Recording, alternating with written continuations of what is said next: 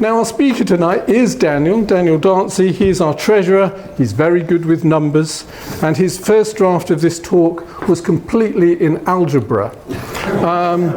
But I had to persuade him to scrap now. He told me that he'd scrap that version in favour of something more generally accessible. So I'm hoping that is the case. But we do have some mathematicians in the audience tonight. So if you want to ask some sort of difficult mathematical questions in the Q&A, we'll just leave you in the room with Daniel and we'll all go to the bar if that's okay. So something like that. So Daniel is going to speak to us tonight about cryptography, which is top secret. So please give him a warm welcome.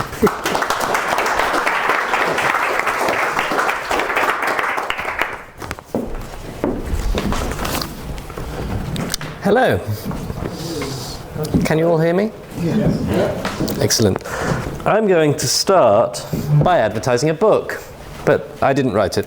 It's a book called Everyday Cryptography by Keith Martin, and it's actually the first book on cryptography that I ever read. And it's a very easy to read, accessible book. It's actually designed to be read by CEOs in businesses who keep hearing their tech people talk to them about cryptography and they have no idea what they're saying and they just want to know what it all means. And so I think it's a fantastic introduction for anybody. I would recommend you all rush out and buy this book. It's good. I'm going to go over some terminology to begin with. So starting with encryption. Encryption is where you take a message or some information and you mix it up or you alter it so that it can't be read by a third party. And you do that by mixing it with a key, which is another bit of information. And when you mix them together, they can't be unmixed without knowing what the key is. I'll go over that in more detail later. Codes, I'll have a section on next, is just code words. I just mentioned codes here because some people think that codes is exactly the same thing as cryptography, and it isn't. It's a bit different. Ciphers is mostly what I'm going to be talking about today, so that's where you actually change the individual characters or the actual data that represents the message as opposed to just changing a whole word, so swapping humanists for sparrow in a coded letter. A plain text is a message that anybody could read, and it's a message that hasn't yet been encrypted, so written in plain English. A ciphertext is one that has been encrypted so that it can't be read. A key, I mentioned earlier, it's a key. It's a way of decrypting the message. Cryptanalysis, which I always remember as cryptoanalysis, but is actually cryptanalysis, is the art of trying to decode a coded message without actually having the key. So trying to find patterns in the message, trying to untangle it so that you can read it without actually having permission to. And military grade encryption is a marketing term. So, starting off with secret codes. A code would be, for example, where you take the word ship in a military communication and you swap it for a word like woodpecker, so that if an enemy steals your communications, they'll read the message and they'll think, I have no idea what this means, they're just talking about bird watching. It's not a very good way of securing communications, because if somebody knows the context, they can guess pretty accurately what the message is, actually. But the army does still use this today over radio communications. It's just that they also encrypt the radio communications at the same time. But if someone in the enemy manages to steal an encrypted radio and listen in, then they'll just hear the army talking about bird watching, in my example. This is a captured Russian code book which had been burned, but I think Germany had managed to recover some of it. Okay, next. Steganography is where you hide a secret message inside of another message or object. So the modern example of this is you could send somebody an image or a video of something that you don't mind an attacker seeing or finding. But contained within that image or video is some data that actually you wouldn't want an attacker to find. And sometimes that data is encrypted so that an attacker wouldn't be able to read it, even if they did know that there was some hidden information there.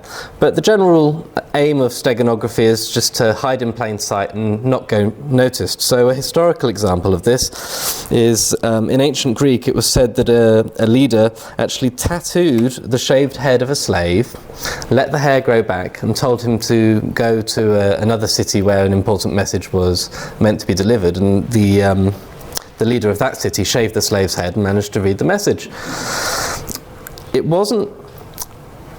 didn't have a very good life expectancy if that was your job, because if you had vital secret information tattooed onto your head, you're probably going to be killed to stop that information from getting out. So it's really good that we have modern cryptography to replace that system.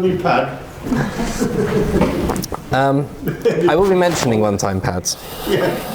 I don't think that message was encrypted. If it was encrypted, they wouldn't have needed to have put it on someone's head.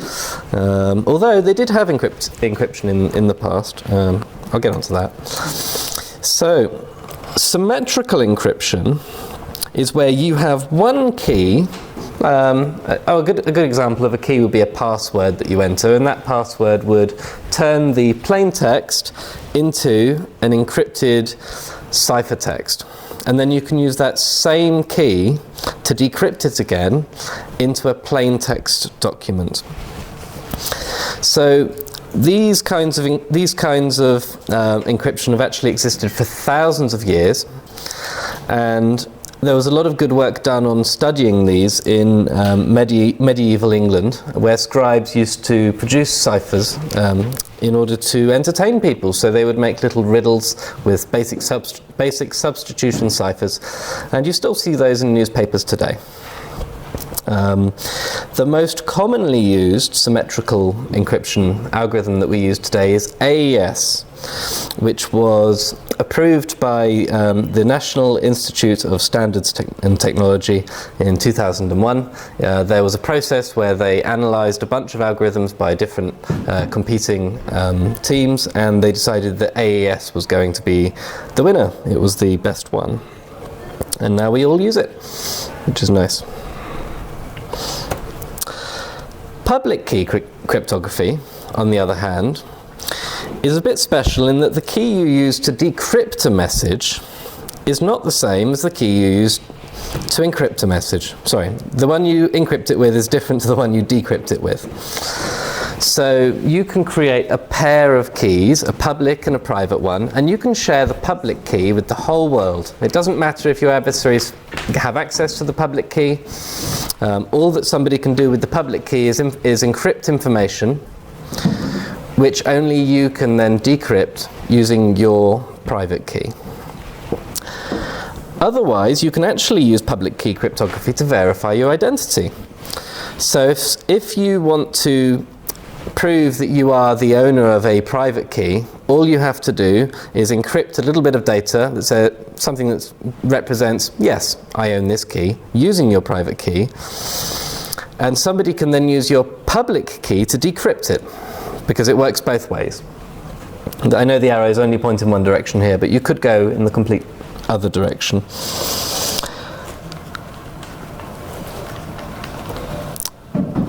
And here's a joke by XKCD about this process.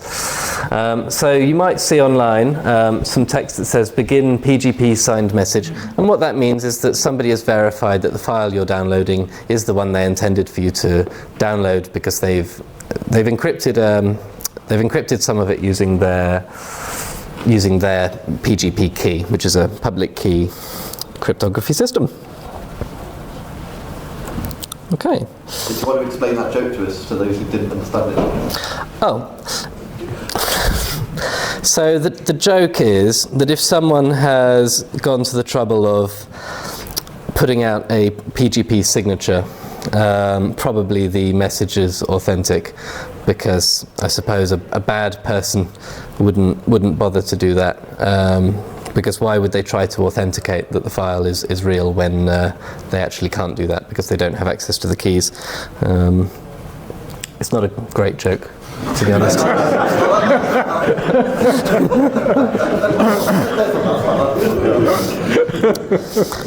So, public key cryptography actually came about in the 70s, when in 1976 two brilliant people named Whitfield Diffie and Martin Hellman produced a paper called New Directions in Cryptography. And you know they were excited about it because they started their paper with, "We stand today on the brink of a revolution in cryptography," which is quite dramatic language. And they described a system whereby you could send somebody a key, as I described earlier, and it doesn't matter if an adversary sees that key, and people can send you messages using it. They described all the uses that this would improve, because back then, if you wanted to communicate securely with somebody, perhaps for business reasons, you'd actually have to send them a letter with a password that they would use to decrypt your messages with.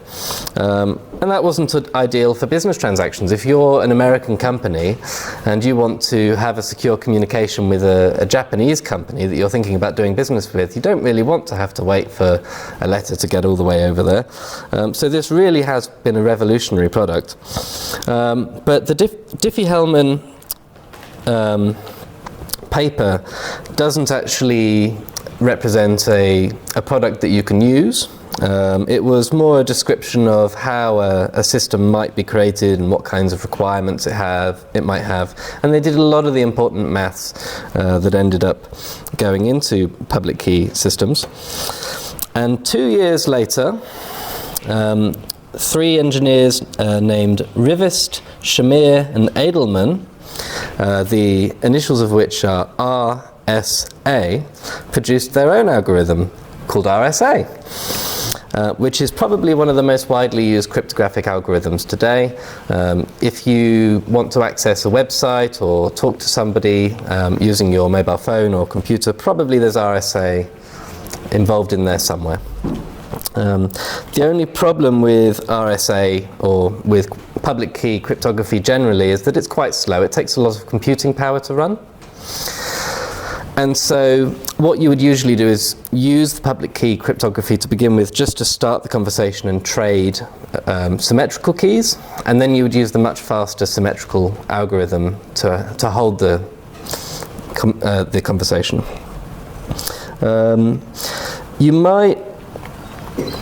You might have seen in the news recently that quantum computers threaten public key cryptography. And now, usually in the news you'll hear that all cryptography is affected by this, but really it's only public key cryptography, because public key cryptography, or asymmetrical encryption, uses the difficult problem that it's very hard to find the prime factors of very, very large numbers. So if you take two very large prime numbers, and there are infinitely many prime numbers, and multiply them together, it's very difficult to figure out which two numbers were used to produce that product number, unless you happen to already know what they are.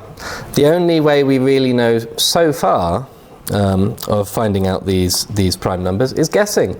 So if you see a very, very large number and you want to know which two prime numbers make it up, you just have to guess every single prime number between 2 and you have to keep guessing until you find it. It's really hard. It takes forever. So because we have this process that can be done quite easily in one way on a computer, but it's very, very difficult to do in the other direction, we can use that to make cryptographic systems. But quantum computers can probably solve these problems, so public key cryptography might not exist forever. There was actually some interesting news recently that I saw today, that a company has managed to create a system-on-a-chip quantum computer that's really highly scalable and uses photons and doesn't need to be cooled to 0 Kelvin to work. So it actually works at room temperature, which is pretty incredible, because this system on the left here, this is IBM's Quantum 1, which I just happened to stumble past in London. They're displaying it in their lobby, so probably the fact it's there means that they've got a more advanced version now. But this system on the right here, the photonic quantum computing, because it's done via system on a chip, like microchips, it should be able to be produced very, very easily. Unlike this system over here, which is clearly very expensive and difficult. And you should be able to connect them together in a network as well. So we might actually see public key cryptography broken fairly soon, which is really, really scary. But it's also good because there's a lot of good things that can be done with quantum computers. Okay. So just as we had a process for finding the best algorithm to use for encrypting data with symmetrical encryption, where we found AES, the NIST has decided to do another analysis of post-quantum cryptographic algorithms for replacing ones like PGP and RSA. And I believe that the most popular one at the moment is based on elliptic curve cryptography. So if you're rushing out to buy post-quantum crypto coins or cryptocurrencies, I would go for those ones. But don't blame me if it turns out not to work. I have had a look into the process that they're conducting, and it seems as if instead of being able to find one algorithm that can do all the things that currently public key cryptography can do for us, because public key does a lot for us, it looks like they're probably going to find quite a few smaller algorithms that are each able to solve a small problem but can't solve everything, because this really is a very, very difficult problem to solve. But let's go back to a simpler time when we didn't have computers. If you wanted to send somebody a message and not have anyone read it, you might write a letter and then put a wax seal on it. And that doesn't mean nobody can read your message. It just means that if they did read it, you would be able to find out about it. And there was, for a very long time, a whole industry of figuring out how to open these letters, and in response to that there was a whole craft of figuring out how to write them or fold them better so that it was harder and harder to open up without damaging the seal. And I've actually got a few examples here to hand out using authentic shellac wax, which was used in the olden days, if you want to pass these around and back. The reason I've got them, if you just pass them down, the reason I've brought these is so you can see that when you do open it, there is a really audible snap. Are people allowed to open these? Oh yeah, these can all be opened if you want to open them. They're all done using a different method.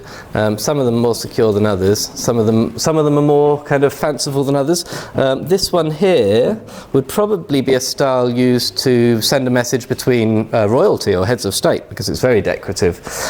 This one here is actually called a Brienne diamond, and it's called that because it was found in the Brienne postal archive of letters which were sent but not received because the recipient didn't want to pay to receive them.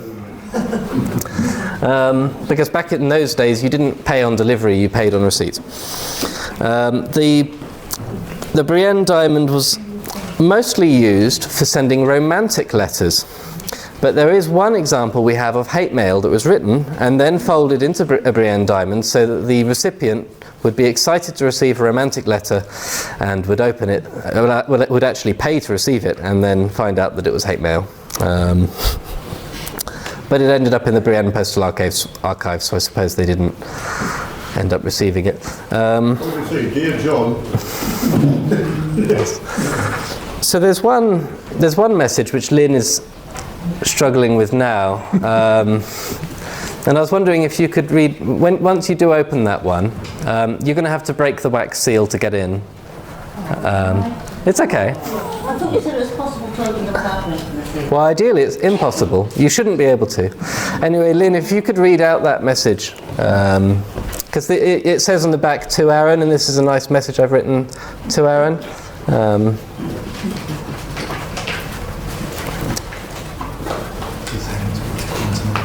It's a bit too disgusting to open. Are you cooking? The ribbon pod, these are the dummy to you and the virgin glitter tube. Medicom. Thank you. Thank you, Lynn. I think that's enough. That's the important part. So I have encrypted this message using a basic substitution cipher. These ciphers are the oldest kind that have been used, and people have used them to protect their information all the way up until the early 20th century. In fact, the Swiss Army was still using these basic substitution ciphers up to 1940. In fact, they had a special slide rule that let them create these ciphers more easily.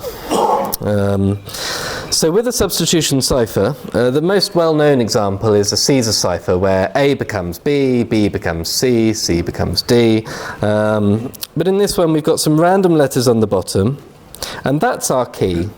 So if you wanted to say hello, you would find H, and then you'd go down and you'd write down D as the first letter of your ciphertext. And you see I've turned Hello Dorset Humanists into this horrible string of characters. Now if you have a key, this is the key here, which is a random series of letters and numbers, and is as long as the message you're sending, then you can use a different key letter for each letter of the message you're sending, and this is called a one-time pad, and that's actually impossible to decrypt. So that's perfectly secure and will be forever. But the problem is that if you want to send somebody a secret key that's as long as this message you're sending, then you might as well have sent the message using the same channel as you had sent the key. The only advantage of these systems, of using a one-time pad, is that you can send the key in advance. So I could give you a big book full of loads of random letters and numbers, and then you could use that to decrypt future letters that I send you. And people actually used to have to do this before we had public key cryptography. A simple cipher, like the one I just showed though, can be easily defeated using frequency analysis. So when we write messages in English, the letter E appears much more frequently than every other letter. There's a very big gap between that and the next most popular letter, T. And then Z doesn't get used very much at all. But there's more detail than just that. As well as the most frequent single letters, we also have digraphs, which are two letters often used next to each other. So TH is the most common two letters to get used next to each other. And then trigraphs, so three letters in a row. Doubles, like S and E and T. And initial letters and final letters. And there are more. So here's the message that I wrote to Aaron. And if we get up a website that I found that does frequency analysis for us, we can find out that D is the most commonly used letter. 10% of all these letters are D. And so we can probably assume that D is E. Let's move that out the way. Now, here we have the results of extending that assumption and saying that the next most frequent letter is probably K. So K is the most frequent letter here, but then we've got T as the next most frequent letter. And if we extend that, we get this message here, which is completely unreadable, because although our language does follow these general rules, it's not perfect. So E is usually right when you do this, but the other letters are not usually right. But if we look in more detail, we'll notice there are some things that could be useful to us as cryptanalysts. So we've got a letter here, Z, which is just by itself, and there are only two words in the English language which sit by themselves. We've got two letters here, Z apostrophe B, and that's probably I'm. And then we've got two letters next to each other here. And I've asked the computer to use all of these systems that we've got to try and decrypt the message, and it has managed to do a really, really good job of it. So just using these statistical models, it's managed to get pretty much every letter correct. The one thing I noticed is it says torf instead of talk. Yeah, so it thinks K is F. Yeah, it's not perfect, but it's done a pretty good job. And if we just compared this with an English language dictionary, you could probably solve all of those problems. So nobody uses simple substitution ciphers anymore. So Come from Q-tip, that wasn't like a Ukraine secret war message they sent to me. no. Okay. So the Enigma machine, which was used in the Second World War by the Germans, was based on the Lorenz cipher, and it was much more complicated than a simple substitution cipher. It had a series of wheels with circuitry going through them, so that when you pressed a button on the keyboard, the electrical circuit went through one of the wheels and got moved to a different location, and then it went through the next wheel and the next wheel, and then it lights up one of the letters that will be the first letter of your message, and then it rotates one of the wheels so that the next time you press the button it will actually give you a different letter back. And this was a really, really hard problem for us to solve. We didn't know for quite a while how to decrypt these messages. But there were a few ways that we could try and decrypt them, and for a while we were doing it by hand. There was a weather report, I believe, which always ended its messages with HH for Heil Hitler, and that was quite useful to us because it let us know which two of the letters were going to be, or it gave us a clue how where the wheels might have been. And there was also the problem that when you pressed a button, the resulting letter was never the same letter as the one you pressed. And there was some other work that was done. So Alan Turing, his contribution to this system, which was called Colossus, was that he invented a method of cryptanalysis called Banburismus. I don't know if anyone's heard of Banburismus before. I hadn't either. I don't think it's really in use today, not by that name anyway. That is using probability theory to figure out what the letters probably might be. Because as we noticed from our message here, there was there's a lot of probabilities that we're going by. So I'm assuming probably this letter is an I, and probably that letter's an E. Okay, and that was how we broke the Enigma machine. So we're all going to do some cryptanalysis now. We're going to imagine that you are spying on communications going between a rival government and one of their nuclear submarines, and we know every day they send a message which is going to be hold, that says that basically means don't launch the missile, and when they want to send a missile, well, they'll tell them that. So I was wondering if you could all just raise your hands when you think the message of the day indicates that a missile should be launched. So this is the first day, this is the second day, the third day, and the fourth day. So clearly the length of the message can be used to indicate something about its content to us, even if we couldn't actually read that message. So the way of solving this as cryptographers is that we pad out the hold message with a bunch of zeros to make it the same length as the launch the missile message. But what else do we have to defend against as cryptanalysis? So there's a bunch of things that a bad person might do to try to find out information about the messages we're sending. And this is a really famous diagram used in cryptography where two people, always named Alice and Bob, are trying to communicate with each other, but then a third party, who often has a bunch of different names, but I like Mallory, it stands for malactor. But there are other ones, there's Eve for eavesdropper. And depending on what kind of attack they're doing, they get different names, but I like Mallory because it's quite generic. What kinds of things could Mallory do to cause us problems? So they could eavesdrop, they could listen to the messages. We have to assume that they have the ability sometimes to change the message as it's being sent. They might be able to write their own messages and pretend that they're coming from Alice. They might be able to time how long it takes for Bob to finish reading the message before they send it back, and that might give them an idea as to whether or not the message was successfully decrypted, and if not, how close is it to being an accurate kind of fake encrypted message if Mallory is sending one. There's a load of interesting things that Mallory can do to try and read these messages when they shouldn't.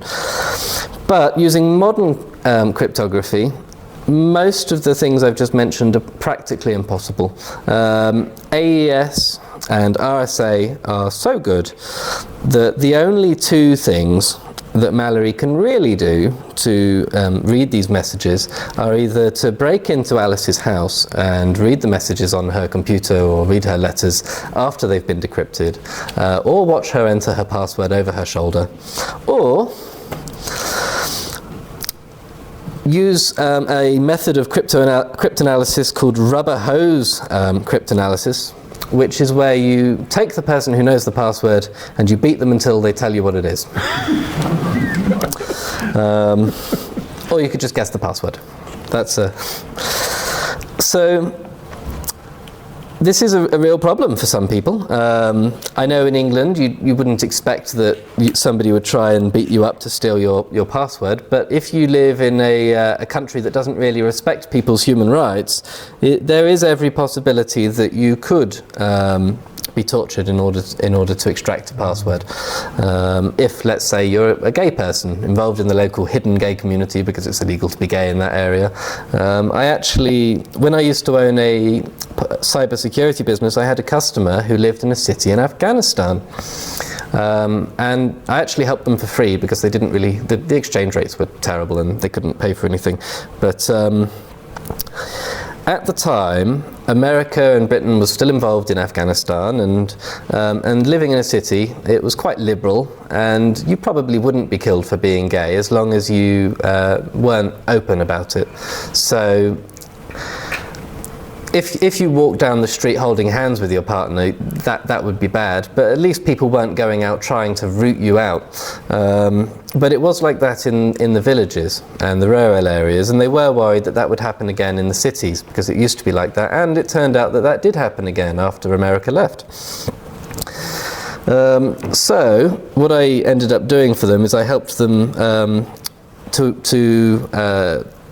well, here, I'll go on to the next slide. So I suggested that they use a system called Tails, which is an operating system on a pen drive that you put into your computer, and you boot into that operating system, and then everything you do gets forgotten when you turn off the computer.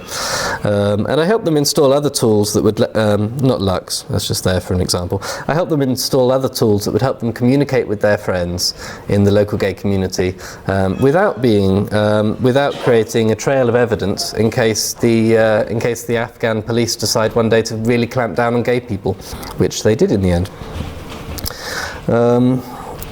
And so we're on nicely to social issues and regulations. You might have heard a lot in the news recently that our government, as well as Europe and America, are all looking at ways of clamping down on cryptography because it could be used by criminals to send criminal information to each other and make evil plans, which it can, and it is used by criminals. But it is also used by that person I knew in Afghanistan to avoid being tyrannized. And it's also used by every single one of us every time we connect to our online banking, or every time we talk to a friend and don't want some evil hacker in a coffee shop with a mobile phone tower spoofing device just stealing all the communications and getting to listen in on your phone calls. So cryptography does protect us from bad people just as easily as it protects bad people from us. I don't believe that the recent suggestions of how we might undermine secure communication systems, I don't believe that those suggestions will actually help to get rid of criminality. Because if we say that all communications platforms like Facebook Messenger or WhatsApp have to do a better job at scanning for illegal content, then the criminals will just use tools that don't have that.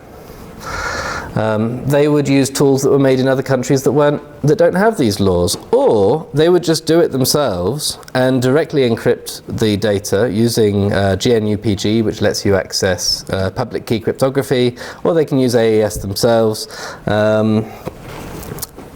And I just don't believe that that those measures would be effective.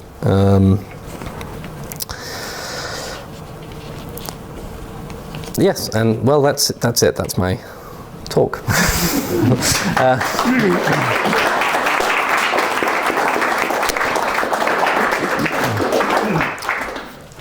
I did actually aim to finish a little bit earlier because I was wondering if anybody might have any questions that they might like to ask. I did cut a lot out because there was a lot of stuff that I could have talked about, and so I thought I'd leave it open to anybody asking me any questions if they're curious about anything. Anyway. Barney is first. Difficult, wasn't it? I've had a good look at RSA cryptography. It's really ingenious and very difficult, and I can't quite do it. But I've not come across AES. Is there any way you can give us a flavour of approximately how it works? Yes, there's a great YouTube channel that explains it, called Computerphile. They have a lot of good videos on there. I, off the top of my head, I'm afraid I can't explain how AES works. But the encryptor and the decryptor use the same password? Yes, so it's a symmetrical algorithm. If you want to use AES, there's a tool which is on screen called VeriCrypt.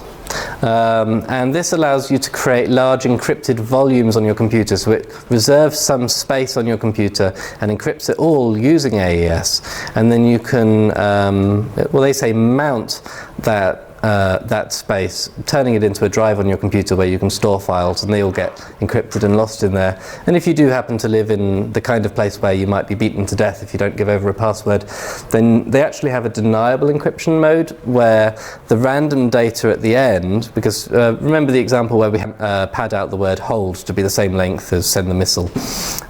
They use that space, the padded data, to store extra hidden encrypted messages, so that you can decrypt just the part that you're happy to reveal to an attacker with a rubber hose. So it's a good system. So if you want to use AES to encrypt your data, I recommend VeriCrypt. If you want to know how to use it, I'm afraid you're going to have to watch a video because I can't remember off the top of my head. Right, okay, quite a few hands going up. Let's go for Steve first of all. You said that quantum computing could break existing keys. Well, why would that be? Is that just because it's got more computing power and can continue on the problem for longer? That's a very good question. So quantum computers, first of all, I'm not a quantum physicist. Any explanation you hear of quantum computers will always begin with, this is an oversimplification, and so must mine. quantum computers don't solve maths problems in the same way as conventional computers. So with a conventional computer, if you want to solve a problem, a really difficult problem, all you can do is make the computer faster or have more computers. With a quantum computer, they're able to solve the problem in a better way. So they arrive at the answer in, I don't want to say one attempt, there's a likelihood that it'll arrive at the correct answer, and often it should be the first time. In my picture that I had earlier of quantum computers, I hope it didn't go past it. Here. There is here a little example of a bunch of little beads or something falling down a pachinko machine and landing in the middle. And I've heard that that's a very, very good analogy of how these systems work. So you set up the initial conditions and describe to the computer how you want, what the problem is, and then you run it and the light goes through and does physics stuff and arrives in the correct location some of the time, hopefully more in the correct location than in the wrong locations. That's the most I can do to explain that. So it doesn't work as a supercomputer. It's not just really fast. It is actually better at answering these questions. It can do work that would take trillions of years on a regular computer in tiny fractions of a second. So is it just probability then? Are you saying, because that looked like a probability distribution on that? Yes, so there's a likelihood that when you run it, the answer will be correct, and it's correct more often than not. I think that's the aim. Neural type or not? I don't want to. I don't really want to You could say you don't. guess. Yeah, I'm not a quantum physicist. I am interested in quantum computers in that they might affect my work, and I'm interested in cryptography, but I couldn't tell you exactly how one works. I know this new system is really good and interesting though, but I only just saw a news article about it today, so I couldn't tell you about it in depth. Okay. Chris, did you have a question? I was just curious if you knew what position. I've heard that the Chinese have implemented a quantum internet between banks. Oh, sorry. I've heard that Chinese have implemented a quantum internet between banks to detect when someone's eavesdropping, so that badly the Mal rule, when they're watching, so they can shut it down using basically entanglement theory. But do you know if they've done anything in terms of the algorithms or the encryption to actually make that secure to be decoded? Well, I couldn't tell you what's happening in the specific banks. I do know that China has managed to make a pretty good quantum computer about a year and a half ago, actually.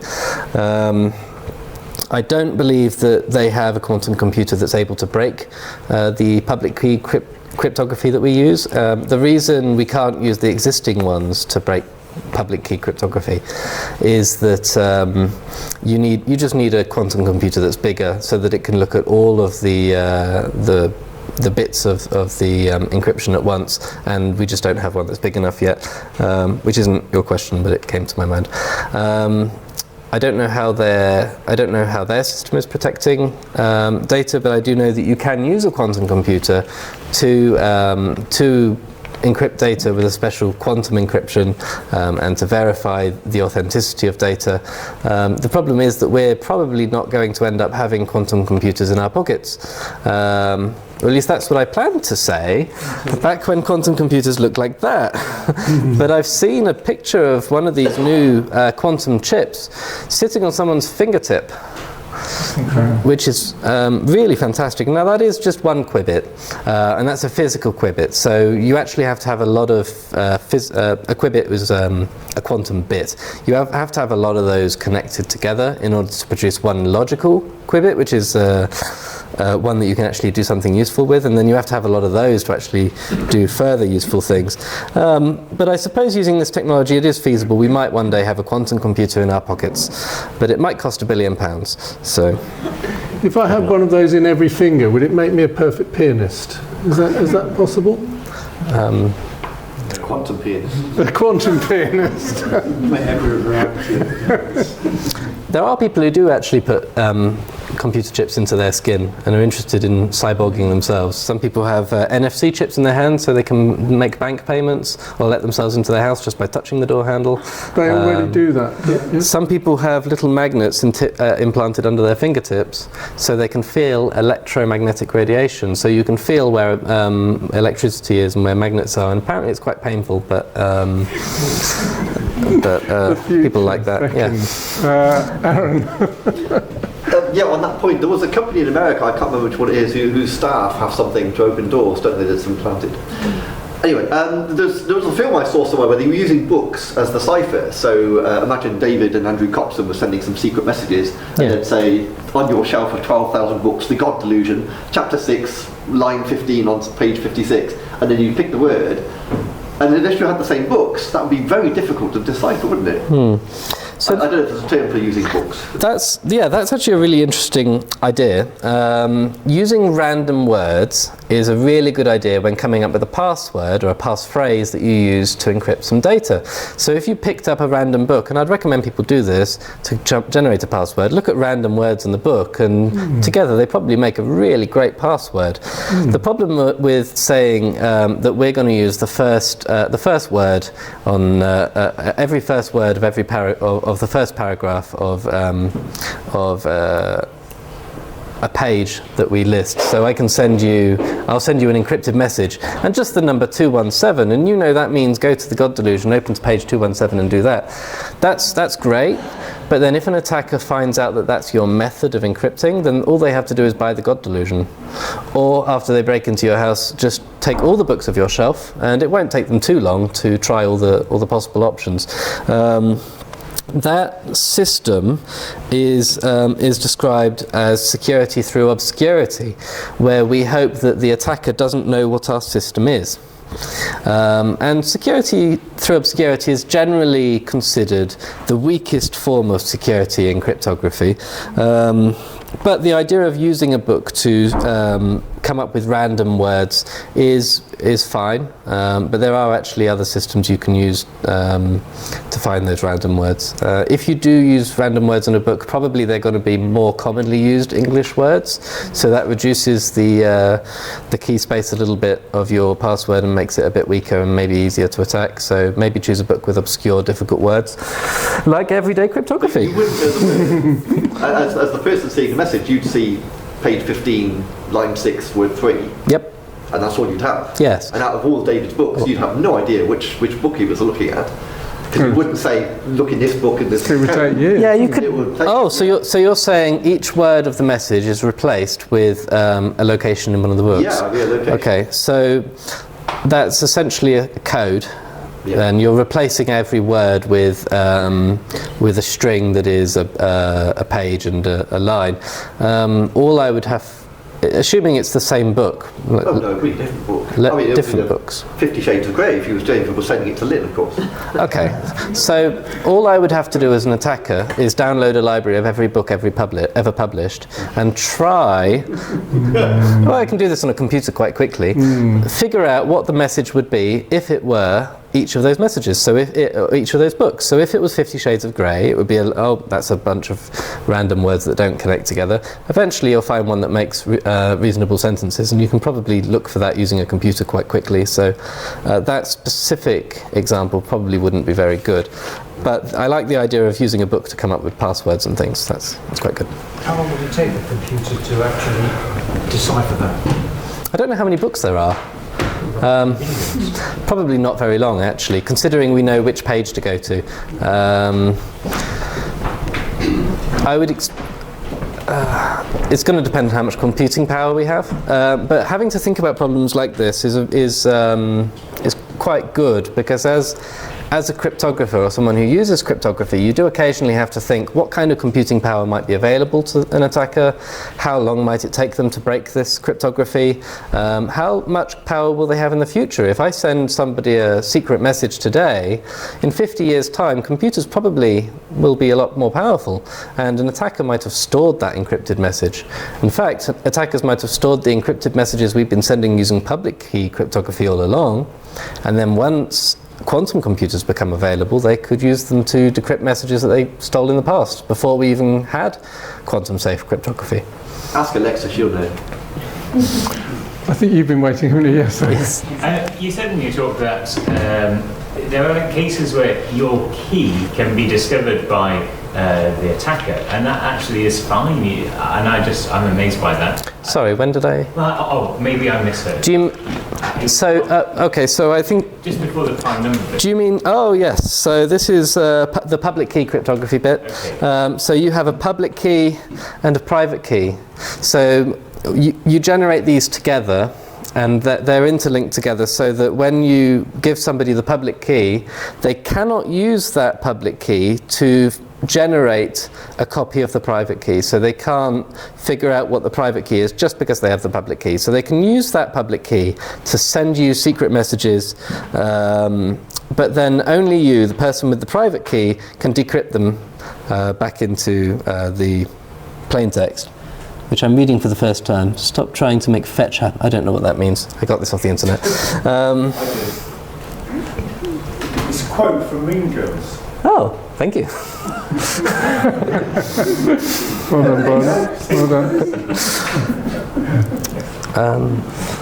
Okay, Simon, and then I will get to Roger and Eric, but and Barry as well. And Barry as well. But okay, Simon next. Okay, so this is a question about the morality of encryption and our right to privacy. Yes. I've got to tell a short story to bring it in. That my youngest brother, who's now died, studied maths at Cambridge, and then he set up afterwards a think tank designed to protect the privacy. It was the early days of the computer revolution, and the idea was that it will be a wonderful global democracy where every global citizen could communicate with any other in complete privacy using various methods of encryption. Very idealistic project. At a certain point, he became a poacher turned gamekeeper. He got a very high-powered job with Microsoft as their head of security, covering about half the globe. I can't remember exactly which bits, but about half the globe is in charge of their encryption.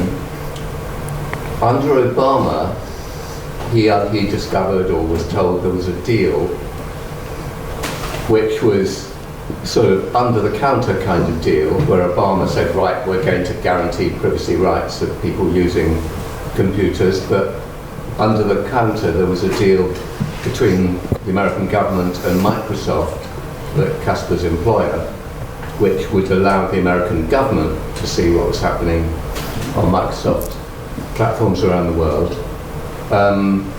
My brother was a whistleblower to that, so he lost his very high-powered, all-expenses-paid job, and he died. He lived in France, and he died of cancer a couple of years later, as a kind of major privacy campaigner figure. And partly as a result of his revelations, that Microsoft was fined tens of millions of pounds by the European Commission for breaking its rules. But I mean, the question is, it's just, not that anyone else could ask it, but do we have a right to privacy as global citizens, and do we think, in fact, we have no chance of it? That if the Americans are going to do deals with their major software producers, presumably all the governments everywhere are doing that. Do we have to really, if we're going to be a serious political subversive in our society or whatever it is, is the hope of retaining our privacy on the internet really blown? That's a really good question. So, do we have a right to privacy? I feel like we all have a sense that we should be entitled to some degree of privacy. But just because we feel that we should have privacy doesn't mean that everyone else is going to respect that privacy. I think there are always going to be people out there who want to undermine our privacy and confidentiality, who want to read our secret messages because they benefit from it in some way or another. So if you're really interested in privacy, you could just use privacy respecting software, aim for open source software and make sure it has actually been reviewed by somebody. Open source software is where you can actually read the code before you run it. You can compile it yourself on your own computer. And a lot of people think that those systems are more likely to be private because the designers can't just put in an obvious section, this is where we spy on people, because people would see it. The problem is that a lot of bugs in code that could reveal secret information can be quite subtle, and how many people are really going around reading these open source projects? Probably some of them aren't as good as people imagine. But if you want it to be private, you don't have to use the Windows operating system. Microsoft might do some shady things, but then you could just use Linux and never touch Microsoft. But that's not good enough for the average person, because most people don't know how to install Linux, and they don't want to have to install all those tools that I described at the end of my talk. They don't want to have to use the command line to encrypt files before sending them with PGP, because it's exhausting and difficult.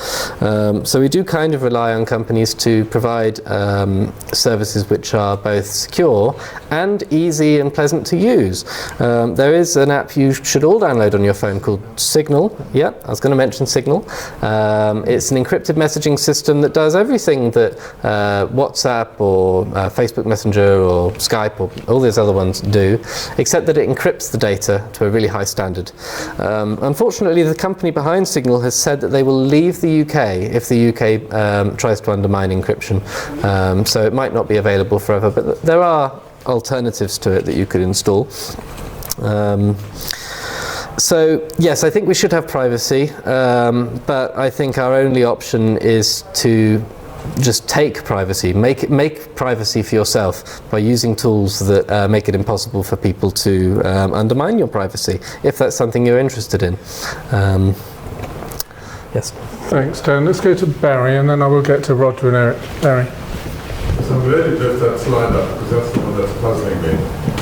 If you have plain text that can be scrambled and coded with a key, yes, and you have a completely different key that can unscramble it and bring back plain text, you have two ways of scrambling a piece of plain text. Two completely independent ways. Well, there are infinitely many ways you could scramble. There are infinitely many ways you could scramble a plain text into But then using a different key to unscramble it is also very puzzling. It is very puzzling. Way of explaining that. So the method it uses is close to the remember the two large prime numbers thing. That's kind of the easiest part of that to explain. This is one of those things where I have at one point in my life looked it up and understood it in great detail, so that because the reason I bought this book actually was because of public key cryptography, because it just looks like magic. And I wanted to understand it so I can know it is just maths and not magic. And it's so hard to see how it's not magic without reading this book, which I recommend doing. I thought everyone had read it before your talk, actually. Could you just clarify what a large prime number is, just so people have got the idea? We're not talking 6 digits here, I'm guessing. Yes, so a prime number is a number which can only be divided evenly by 1 and itself. So examples of prime numbers are 2, 3, 5, 7. There's nothing that divides into them other than 1 and themselves. And a very large prime number is a number that is both large and meets those requirements. So it could be infinitely large. There are infinitely many prime numbers. The way of proving that is that if you imagine there is a largest prime number, and then you multiply it by every previous prime number, and then add 1, the resulting number is guaranteed to be a prime number and larger than the previous largest prime number. We all remember that from maths, don't we? Yes, yeah. Let's go to Roger. Well, you're sort of leading on from both those questions, really, and to private key. You briefly mentioned cryptocurrency, which uses public key and private key, how secure and future-proof do you think it is? Do you think it still has a relevant application in the future? Oh, none. So pretty much all cryptocurrencies could be completely undermined by somebody with a quantum computer. So if somebody has a quantum computer, they could pretend to be, because public key cryptography is used for identity authentication, they could pretend to be anyone's wallet and transfer all the money away. And there'd be no way of proving that it wasn't you who did that. It would be when I mentioned the post-quantum cryptography thing, there are algorithms which have already been made, which are just being analysed at the moment to decide if they're any good, which is a very difficult and exciting process. There are algorithms there which have already been used by cryptocurrency companies to create exciting new cryptocurrency opportunities for us all to invest our money in. I knew I'd be asked about cryptocurrency at some point. Yes, it's powered by cryptography, but I don't really believe that the strength of the cryptography is what gives it its value. Its value is in the fact that we all agree that it has some value. And if we all agree tomorrow that it doesn't have any value, then any money you've invested in it will all just disappear. And I'm quite happy to stand by the assertion that I think elliptic curve cryptography is the most likely one to rise to the top of the NIST analysis. I'm not happy to say that I think you should invest your money in Ethereum or any other coin, or maybe a post-quantum one, because I don't know whether or not people will decide that that's worth a load of money in the future. So I can't really give you investment tips. Yes, all the cryptocurrency that's around right now, as soon as quantum computers become available, are probably going to plummet in value completely to nothing. But then the world will end as well because of all the other things that cryptography does. If somebody, a bad actor, had access to a quantum computer today that could undermine encryption, I think cryptocurrency is going to be the last thing on their list of things to do. They could do practically anything. They could pretend to be anybody. They could hack into pretty much any system they wanted to. It would just be a disaster. But if you exponentially increase the size of the RSA algorithm, wouldn't that also make it harder for quantum to resolve it? It does. It does do that, but there is a limit to how big we can make it, because remember we have to run it on our computers as well. So you can make it take remember the quantum computer could make a process that takes trillions of years on a typical computer take a tiny fraction of a second, and we rely on that trillions of years number to keep us protected from people with regular computers. But it's so powerful that that microsecond, that tiny fraction of a second that they take to undermine current RSA, if we multiplied that by 20, it's still less than a second. But multiply the amount of time it takes to do an RSA encryption by 20 for us on regular computers, and that would cause actual performance problems. There's no way we could increase the strength of current crypto systems, or at least public key ones, to be secure against quantum computers, other than coming up with entirely new systems, which is what they're doing there. There seems to be more trust in it. That doesn't mean that all encrypted communications are vulnerable to this, though. If you use AES or some other symmetrical encryption system, that doesn't use the large prime numbers. That's not actually affected by quantum computers at all. And all that we use RSA for is sharing that AES key initially.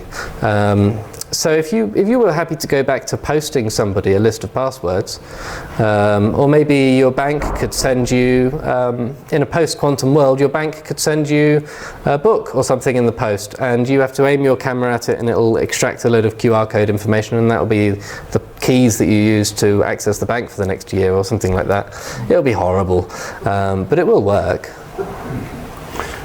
I'm just going to remind everyone that, Dan, in your last talk, you were also sort of posing end-of-world scenarios with artificial intelligence deciding to convert the entire universe into paperclips. So I always find your talks really kind of, optimistic and...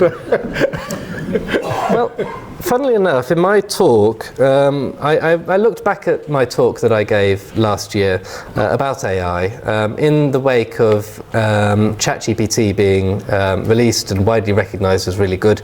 At the time, I described GPT-3 as the best thing, and I said probably they've got GPT-4 somewhere. And then they released GPT 3.5, which was much more powerful than GPT-3, and now they've got GPT-4 out, and it really is fantastically powerful. I said that I thought that in 10 years, AI would be able to do the jobs of most people, most thinking jobs, and I would say it mostly is already there. All you have to do really is verify that the information is correct, and it does quite a good job of doing that itself.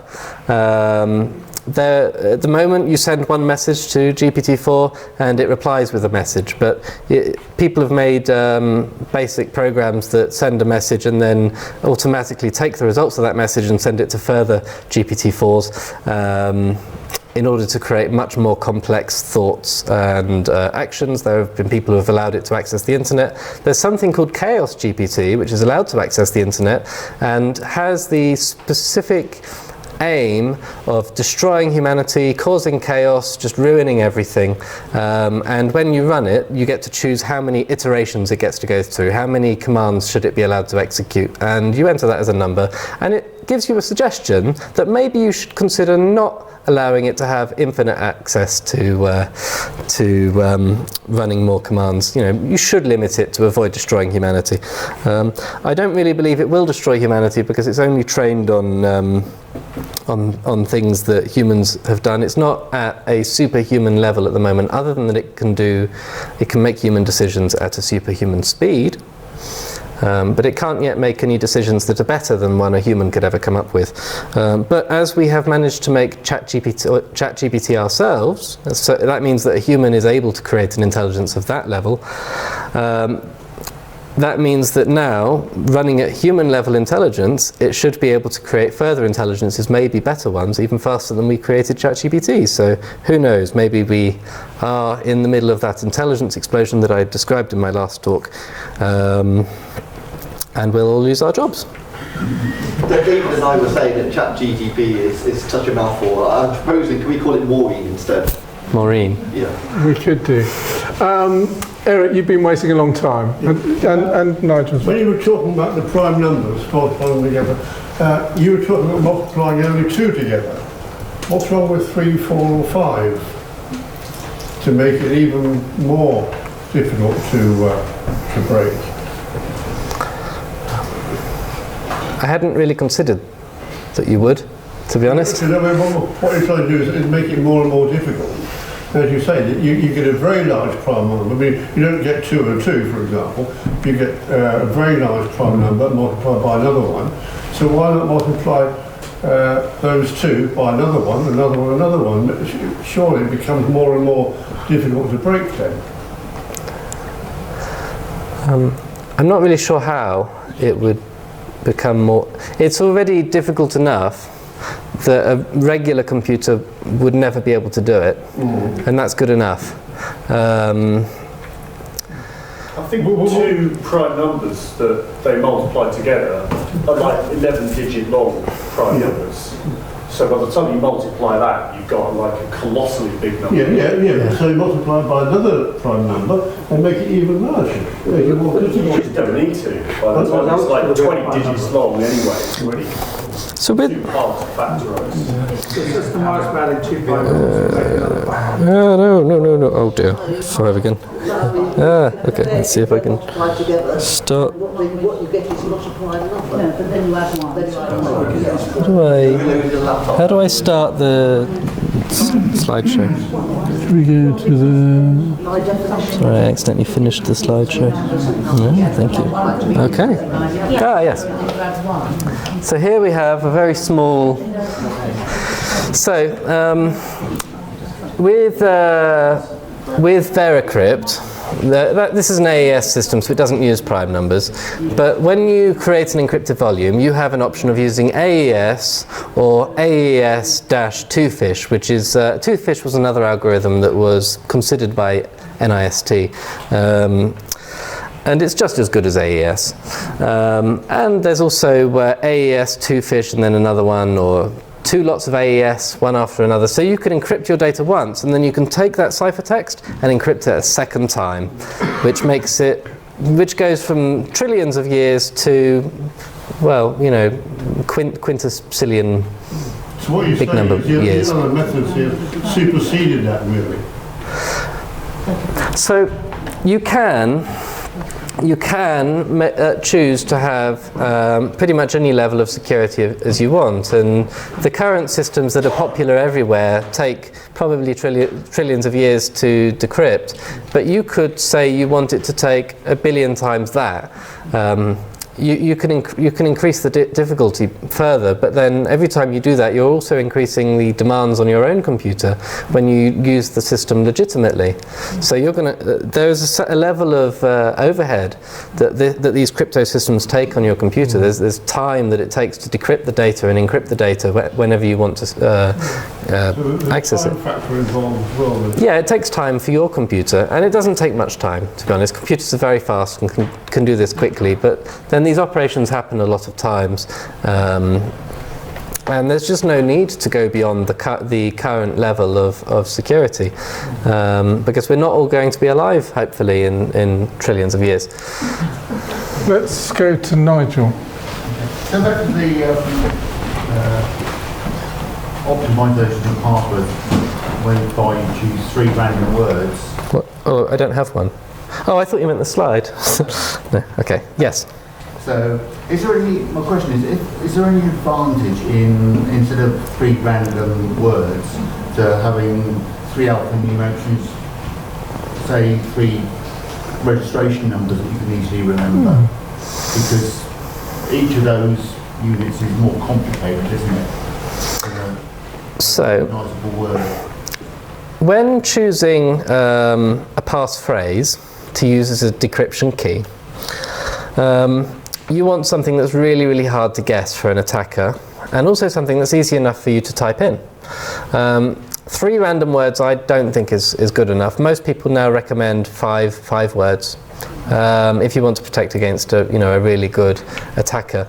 And it depends on how far into the future do you want to keep your data safe. If you're only worried about somebody reading your encrypted data before the end of next week, then you could probably use a fairly weak system.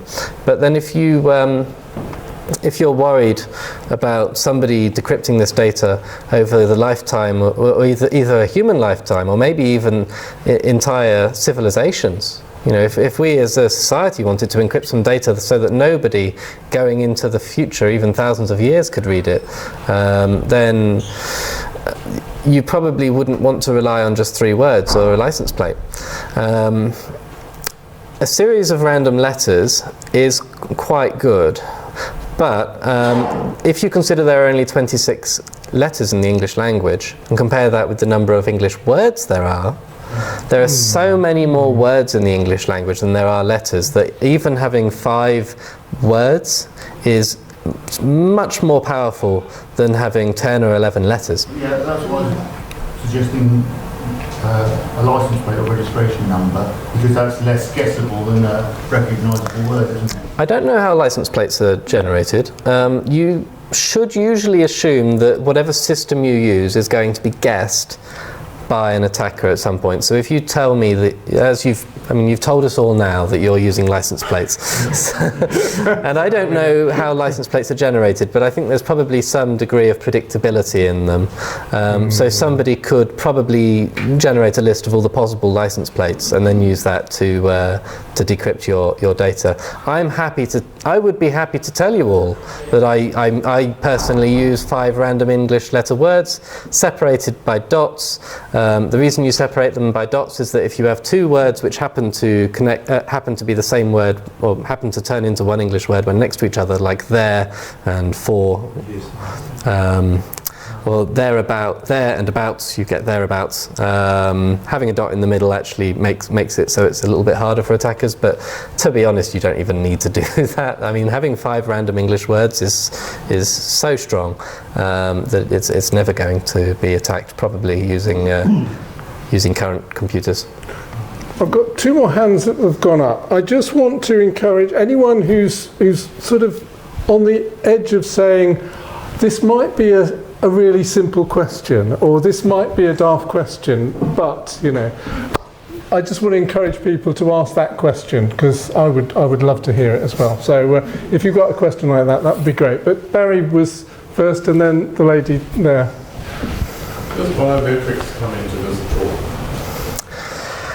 Yes and no. So you can use biometric information as a password, or so you could take a fingerprint and turn that fingerprint into a series of numbers and letters which you use to encrypt some data, and then hopefully you can come by again and get that fingerprint the second time, and hopefully you haven't cut your finger and lost access to your data forever.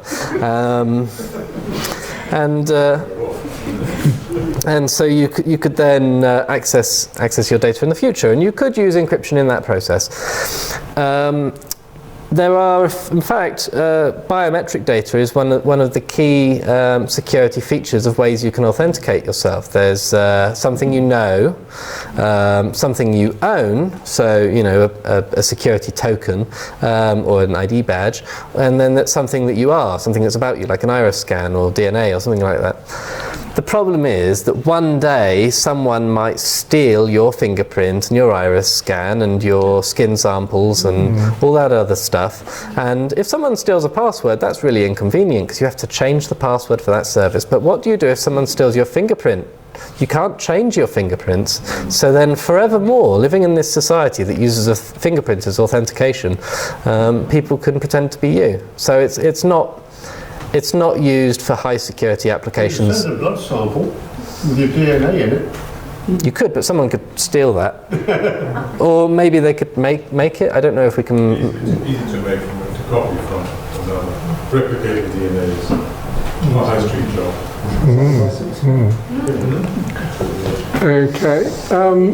Lady at the back there. I was going to ask about your opinion.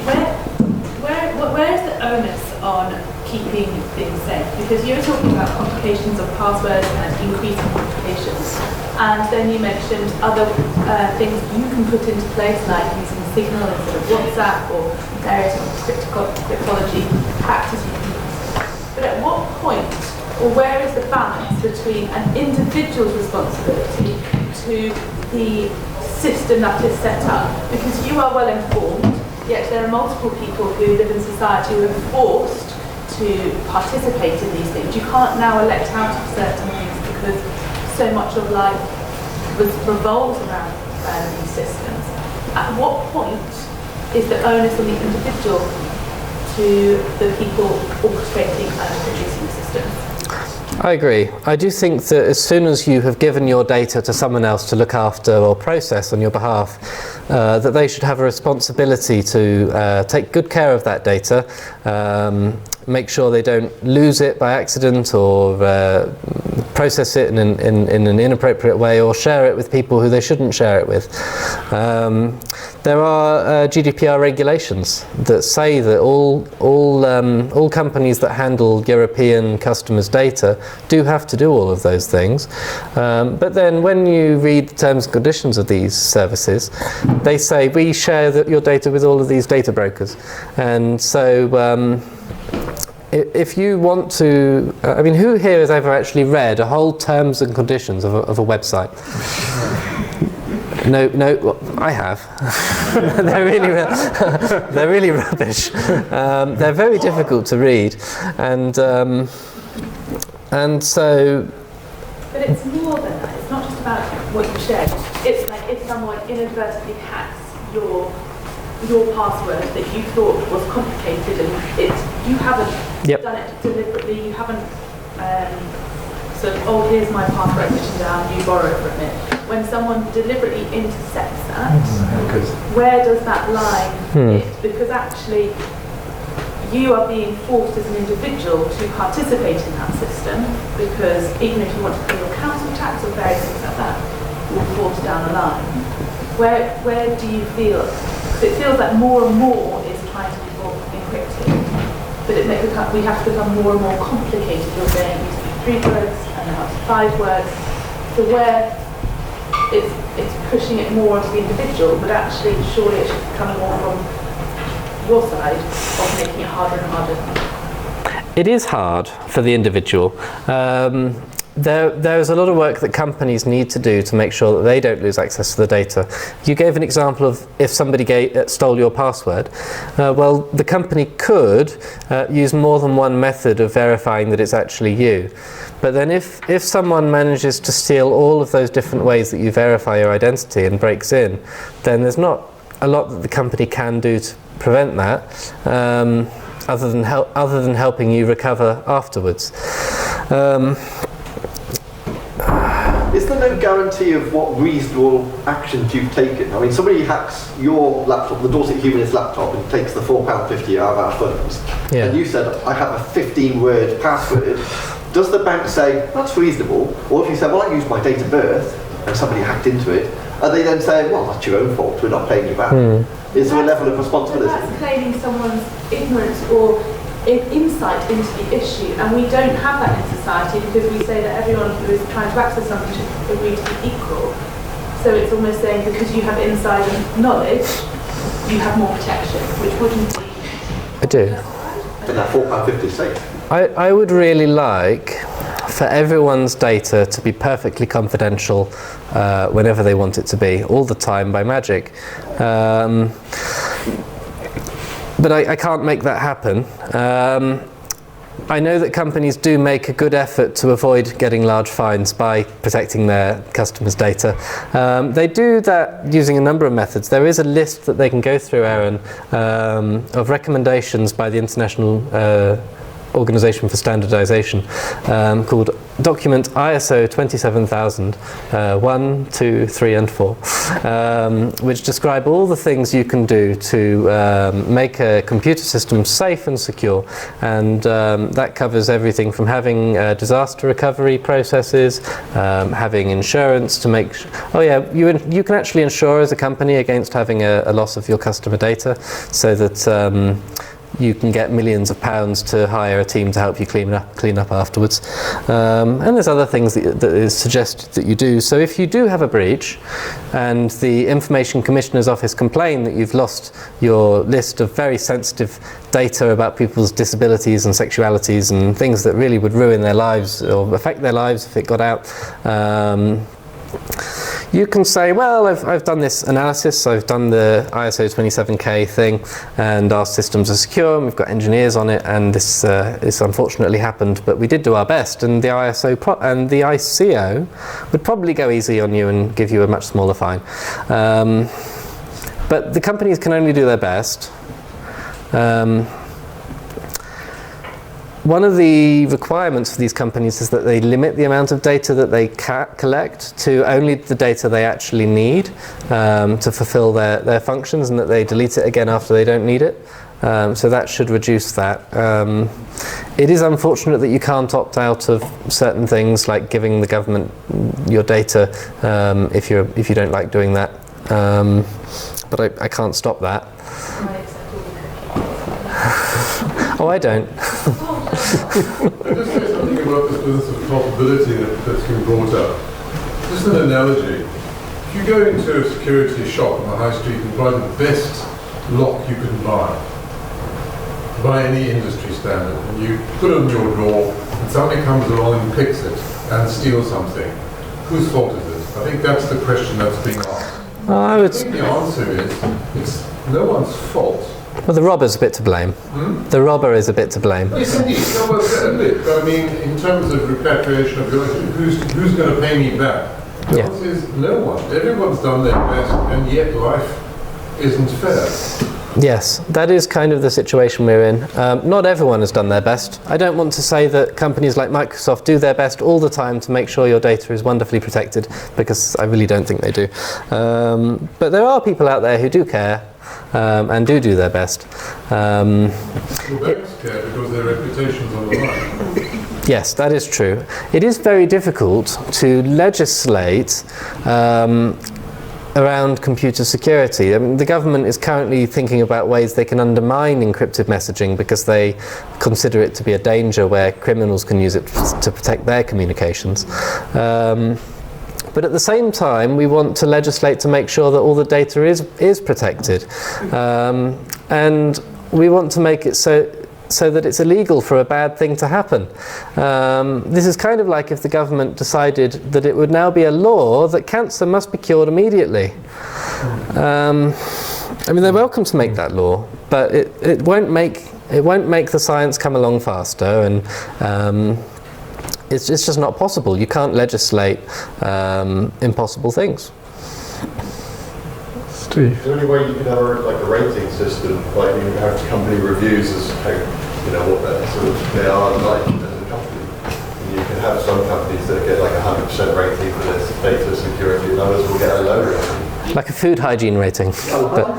Yeah. There are actually companies that do that.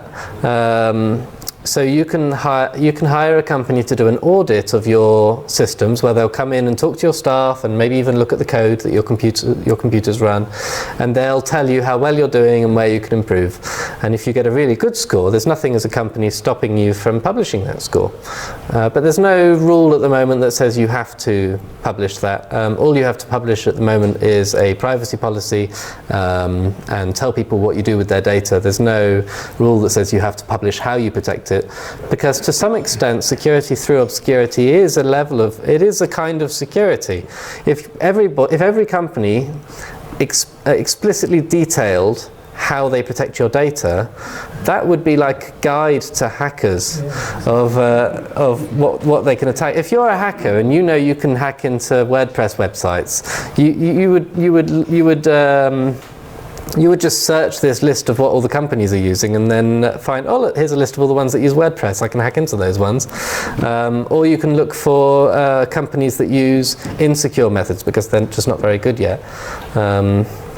It's not a good idea to publish the vulnerabilities before you've fixed them. David and then John. Yep.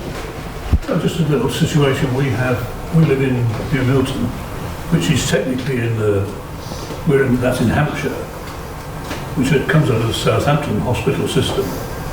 But a lot of our treatments are done at Bournemouth. And if you have a blood sample taken in New Milton, the data doesn't get us. You can. Bournemouth. You can access both. Lots of people just don't do it. Yeah, medical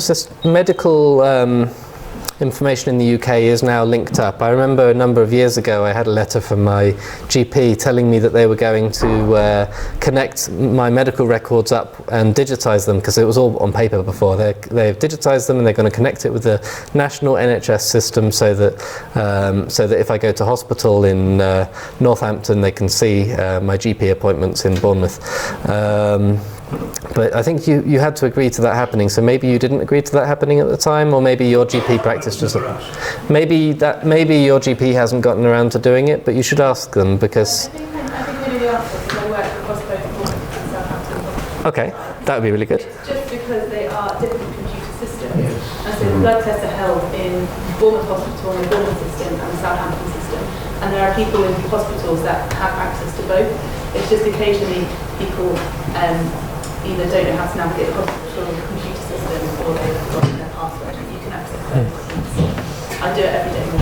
Yeah. So, sorry. There is actually a company in Bournemouth that works on integrating these systems together for medical. I had a job interview there once, but ended up accepting a different one. But there is a company right now in Bournemouth working on that very problem. Well, it's topical for me because I had my kidney taken out in January. I had a number of blood tests taken at my local surgery. When I spoke to the consultant in Bournemouth, he didn't have any of that data. Now, from my point of view, I mean, I'm perfectly happy that data is transmitted. I mean, it's in my interest. Yes. But nobody asked me whether if one of us automatically assumed that. If one of us was found unconscious and brought to a hospital and they looked at our bank card, got our name, typed it in, it would be nice if they could see our medical history so they know that we're allergic to penicillin or that we've got diabetes or that we need care for something. Ideally, those would all be connected. It sounds from your experience like they're not perfectly connected yet. I have two apps. My GP surgery has an app called AirMed, which has everything on it. I can just go on there, see all my test results. And there's also an NHS app, which I think has some similar, but there might be overlaps. There's at least two apps I can have access. So if you speak to your GP surgery, they might have something similar. It was a very logical thing to go for, and my understanding was it was, I think, Unisys. They tried to implement a single customer database for the NHS, which obviously is very, very large. I think they wasted about 900 million before they quit. So with my old IT hat on, you standardise systems across all the trusts, and you would give remote access to a particular database to get that information. But it's not an inconsequential task to actually get a single customer database for, 60 million odd people. And of course, the communications between the hospitals should be encrypted. Yes, exactly. Which slows down computer systems and means you need a lot more in it. Because of a lot of cost. John? Daniel, would you like to speculate as to how long you think it might be before quantum computers become a reality and available to buy, and then we're all stuffed? Well, when you say available to buy, do you mean in Asda or That's got 500 this table. Maybe companies could, they will be expensive to begin with, of course, but will be available on the open market. So I have looked into this, and if you had asked me a few days ago, I probably would have said 10 or 20 years, because it's a really hard problem to solve, and companies have made great progress, but it's kind of exponentially more difficult the more qubits you add, because you have to keep them all really cold and you have to keep them entangled together, and each extra entangled qubit you add is more difficult than the last one you added. So this really was a difficult problem, but now that we've got this new photonic thing, which apparently can be integrated really, really easily, and I don't know, not next week, but the week after. Maybe I don't want to guess, because I guess 10 years for the AI thing, and it's already happened now. So if I say a year, it's probably going to happen next week.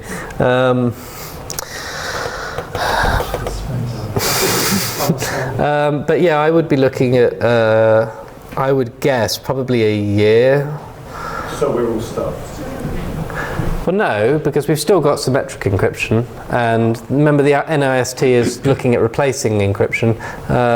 Just be aware that companies that get these probably very expensive quantum computers will be able to decrypt messages that you've sent up to the point where you switch to quantum secure systems. So, everything up to and including now is all, if they're storing it in big hard drives somewhere, potentially going to be read one day. I think we need to start thinking about wrapping up. But has anyone sort of still got some burning question, Eric? Just one, coming back about the National Health Service and so on. We've got national insurance numbers, we've got an NHS number, I've got a Royal Bournemouth Hospital number, I've got all sorts of numbers, I've got a driving licence number. What's wrong with every individual having their own number from birth, which will cover absolutely everything throughout their whole life? And you have an ID card. Like a national ID card. I told you that idea. ID card, and you have all the information. I live in India now. It's compulsory to have an ID card there. Because every Indian has got their own individual number. It covers everything. Yeah.